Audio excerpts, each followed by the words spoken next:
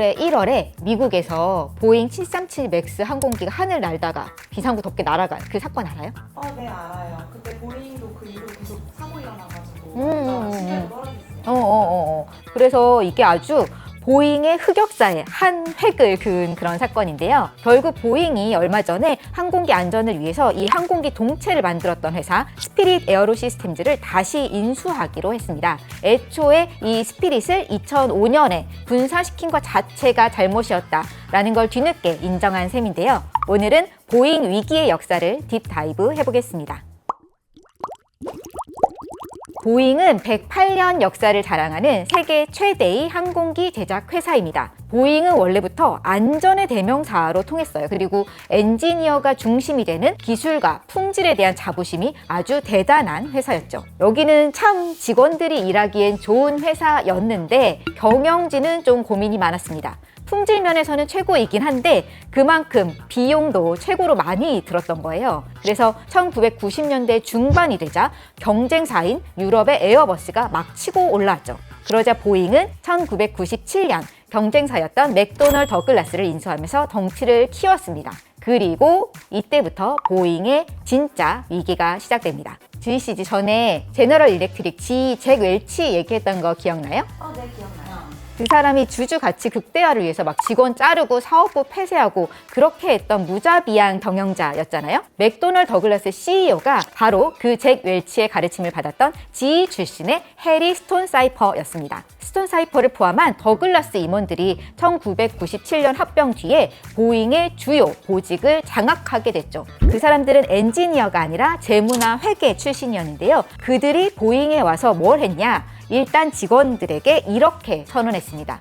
이제 가족처럼 행동하는 걸 그만두고 팀처럼 행동해라. 성과를 냈지 못하면 팀에 남지 못할 거다 라고 한 거죠. 그리고 2001년엔 본사를 시애틀에서 시카고로 옮깁니다. 공장에서 아주 멀리 떨어진 거예요. 그리고 기술, 품질 이런 가치보다는 비용 절감, 효율성 향상 이런 걸 더 앞세우게 됩니다. 완전히 기존 보잉의 문화를 뒤바꿔 놓은 거죠. 그래서 당시에 어떤 말이 나왔냐?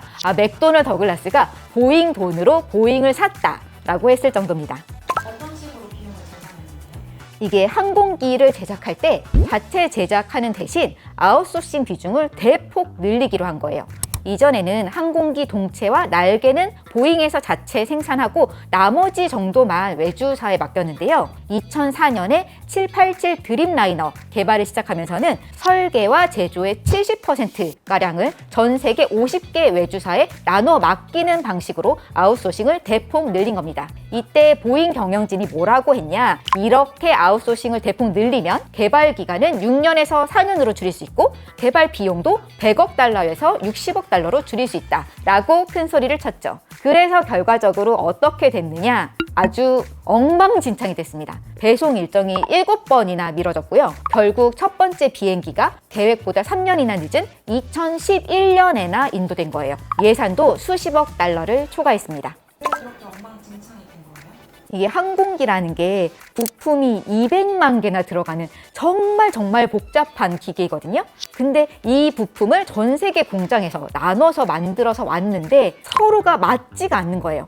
그러면 이 기계가 도저히 돌아갈 수가 없잖아요. 그래서 이걸 그대로 쓸 수가 없어서 아예 다시 만들어야 하는 일이 계속 되풀이 되는 거예요. 비용을 아끼려고 납품 가격이 싼 해외 기업에 마구 아웃소싱을 했는데 정작 보잉이 그런 방대한 공급망을 관리해서 이끌어 나갈 능력이 없었던 거죠.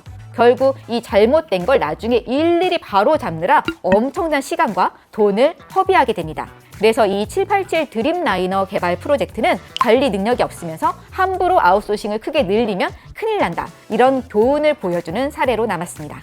근데 보잉은 지금도 아웃소싱 많이 하잖아요. 그렇죠. 그래서 앞에서 말한 그 스피릿 에어로 시스템즈가 대표적인 협력 업체인데요. 이게 보잉의 항공기 동체를 만들던 내부 사업부를 2005년에 분사시킨 거예요. 사실 동체라는 거는 항공기 제조의 메인이잖아요. 하지만 보잉은 이것마저 떼어서 팔아버린 거죠. 그래서 이제 보잉은 우리는 항공기를 설계 제조하는 회사가 아니야.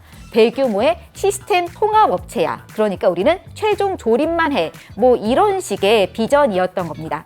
그런데 이게 좀 이상한 게 이렇게 분사를 해서 이제 완전 남남이 되었는데도 보잉의 모든 상업용 비행기 동체 중 일부 또는 전부를 스피릿이 만들고 있어요.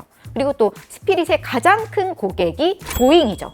보잉은 스피릿이 없으면 안 되고 스피릿도 보잉 없이는 안 되는 거죠. 이 둘이 너무나 밀접한 관계에 있습니다. 그럼 이번에 항공기 덕분에 나라가 사고도 아웃소싱과 관련된 맞아요. 왜냐면 그동안 스피릿이 재정적으로 너무 어려웠어요. 그러니까 보잉이 비용 덜감을 위해서 계속 하청업체를 쥐어짜니까 스피릿은 도저히 돈을 벌 수가 없는 구조가 돼버린 거죠. 그래서 코로나 때 위기에 처했던 스피릿이 직원을 6,800명이나 해고했어요.